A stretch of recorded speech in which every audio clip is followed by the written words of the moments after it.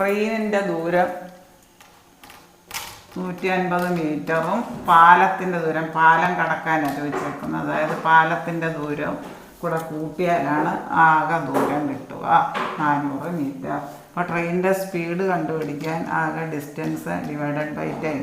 Time ഇവിടെ 8 second എന്ന് പറഞ്ഞിട്ടുണ്ട്. 400 മീറ്റർ ഡിവൈഡഡ് ബൈ 8 സെക്കൻഡ്, അതായത് ഇത് ഹരിക്കുമ്പോൾ 50 മീറ്റർ പെർ സെക്കൻഡ് എന്ന് കിട്ടും. കട്ട് ചെയ്യുമ്പോൾ 50 ട്രെയിനിൻ്റെ സ്പീഡ് കിട്ടി.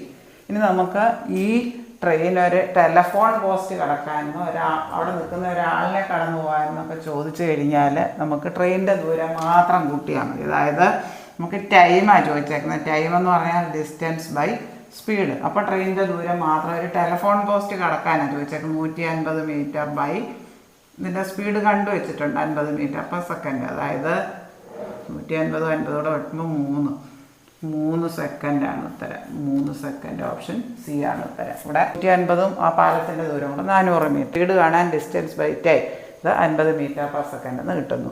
ഇനി ടൈം, അതായത് ഒരു ടെലഫോൺ പോസ്റ്റ് കടന്നു പോകാനെന്ന ആളിനെ കടന്നു പോകാനെന്ന് പറഞ്ഞാൽ ട്രെയിനിൻ്റെ ദൂരം മാത്രം കൂട്ടിയാൽ മതി. ട്രെയിനിൻ്റെ ദൂരം 150 metre by speed 50 metre per second കണ്ടുവച്ചിട്ടുണ്ട്. ഇത് രണ്ടും കൂടെ കട്ട് ചെയ്യുമ്പോൾ നമുക്ക് 3 സെക്കൻഡ്.